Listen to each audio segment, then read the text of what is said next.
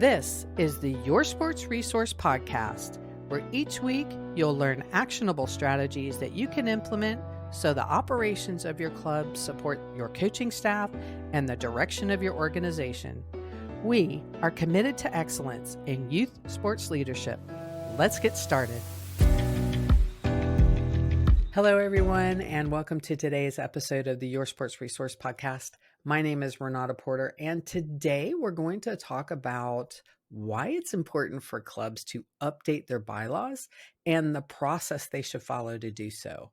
And at the end, I'm going to give a few tips on how to avoid some common pitfalls and challenges that you might face through the process. As you already know, as a nonprofit organization, your bylaws serve as the fundamental document that outlines how your organization should run. They are the set of rules and regulations that govern the internal operations of your club, including how the organization is structured, how major decisions are made, and how board members are elected. Basically, they are to ensure you stay compliant within the requirements of a nonprofit. So think of it as a clear framework that removes ambiguity or opportunity for manipulation on how to run the club as a business. While at the time of writing, the bylaws will keep you on the straight and narrow when you have a board that is going to rotate every few years.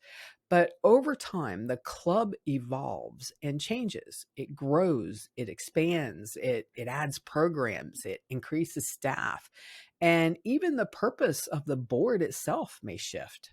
Unfortunately, a lot of clubs start to operate to suit their current needs due to these changes, but they don't change their bylaws. So operationally, you feel like you are doing the right things, but you're actually working outside of your bylaws, and that puts the organization at great risk.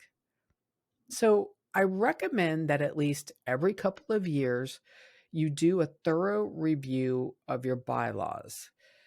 Those should be conducted to ensure that, you're operating in a way and that your bylaws are relevant and effective. So let's talk about why you should consider updating your bylaws on a regular basis. The first reason is, pretty straightforward, and that is to keep up with any changes in the law. A big portion of a board's responsibilities is to stay compliant within local, state, and federal laws. The way you are able to stay in good charitable standing, basically. So some things to consider that might have changed in the areas of board governance are conflict of interest policies, whistleblower protections, and just your overall how the state expects you to govern your nonprofit. Updating your bylaws can ensure that your club is complying with the latest legal requirements. Now, the next reason to update your bylaws is to reflect the changes you have or are going to make. For example, if your club has grown in programs, you may want to ensure those leads are at board meetings so their interests are heard, supported, and protected. For example, most clubs have introduced incredibly profitable swim lesson programs, and many competitive programs are only able to do what they can for their members due to the money that the swim lessons bring in. So it would make sense to ensure to have that swim lessons director be a part of the board meetings, just like the head coach. Now, that's a minor example, but don't wait until your club has grown and shifted by leaps and bounds to change your bylaws to accommodate those changes. Or you risk putting every decision you have made in jeopardy based on a technicality, really.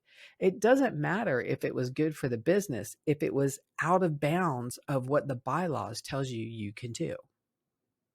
The last reason for updating your bylaws is that it will improve your governance and decision making. Changes will allow you to improve your governance, such as board structure, voting rights and procedures, financial management, and policies to protect the organization. As an example, if you have a really old set of bylaws, chances are You have it to where your elections of officers aren't done by odd and even number years. This causes you to have a completely new board every election cycle. That's really not in the best interest of the club. So you should have certain roles up for election in odd years and certain roles open for election up in even years. So you get to have that continuity on the board. All right, now that we've gone over the why, let's talk about how to update your bylaws. Obviously, the first step is to review them. My recommendation is that every board member should review and make comments and suggestions. It's important to collaborate on this process and not do it in isolation as, say, the board president, you just take it on and do it yourself. Everyone that you involve in the collaboration will spot things from their own perspective. And yes, there'll be overlap on some items, but why collaboration is important is, that one outlier that you didn't catch by doing it in isolation that someone else may. My thoughts are, put it in a Google Doc, have everyone comment and offer suggestions. What you're looking for in the review should be really structured in two ways. Okay. So, first, look at the areas where things are out of date, out of compliance, or even inconsistent between articles. I see this a lot when I do bylaw reviews myself. Often there's articles in different sections of the bylaws that contradict each other and create confusion. The next area to focus on in your review is, where those improvements can be made. And these are where your organization is moving or has moved on and things need to be updated. Once you have the proposed changes, then it's time to hand your bylaws over to a lawyer to have them reviewed. This is an important step because the lawyer will be up to date on any state laws or governing charities, and they can give you the appropriate wording and tell you what the new standards of practice are. I know it costs money, but this isn't an area where you want to skimp on money. You must engage your lawyer for a couple of hours just to keep your organization safe. Then once it's reviewed by the lawyer, then you can go through the process of approving your bylaws. Now, the approval process is spelled out in the old version, and you must follow that old version of approvals until the new updated version is actually approved. So be aware that if you need membership approval, you will need to start that process. Now, I'd like to get into some common pitfalls and challenges that you may encounter while working on revising your bylaws. The first thing is to not rush the process. It's important to take the time to carefully review and revise your bylaws. Rushing that process can lead to oversights and even more errors, which creates a whole new set of bylaws that are just as ineffective as the last ones. Or, it can create just more time, effort, and expense for you, the board, and with the lawyer. Next, it's to avoid the temptation to do this process in isolation. I know you, as the board president or someone else on the board, might feel it's just easier to do it by yourself. But in the long run, you risk the same outcomes by not taking your time to do these correctly, right? You'll find mistakes and there'll be things that will be overlooked.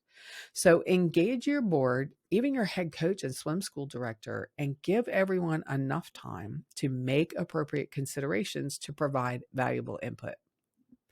Next, once you're done collecting the proposed changes, it's important to do a bit of, operational impact analysis.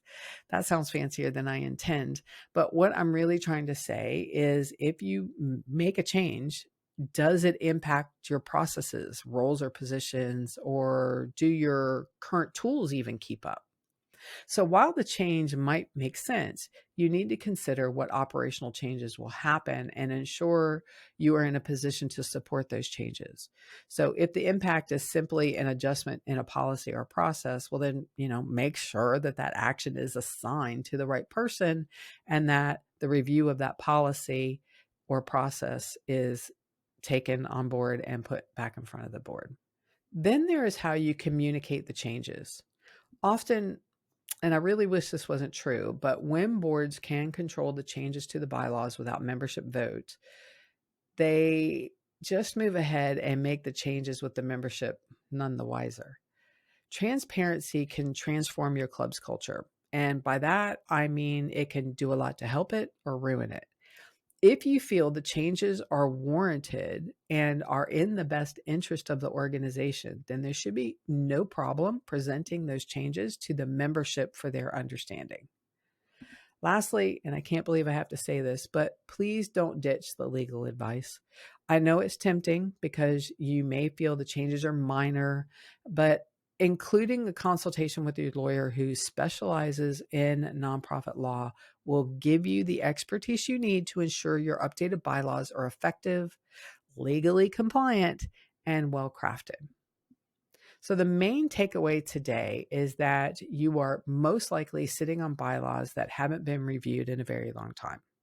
They are likely not to have kept pace with your organization. And while people don't tend to make it a priority to ensure a club is working within their legal requirements, you don't want to be caught out by a member, a stakeholder, or the government itself.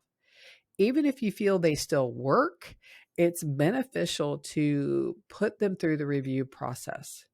Remember, the bylaws are your main governing document, not just suggestions. They hold legal weight. They aren't just opinions. So give them the focus they need so you as a board can fulfill your duties effectively and efficiently. All right, well, that's it for today. Thank you for listening, and please subscribe, rate, and review this podcast so we can reach more people. And make sure you visit us at yoursportsresource.com. Thanks for spending time with me.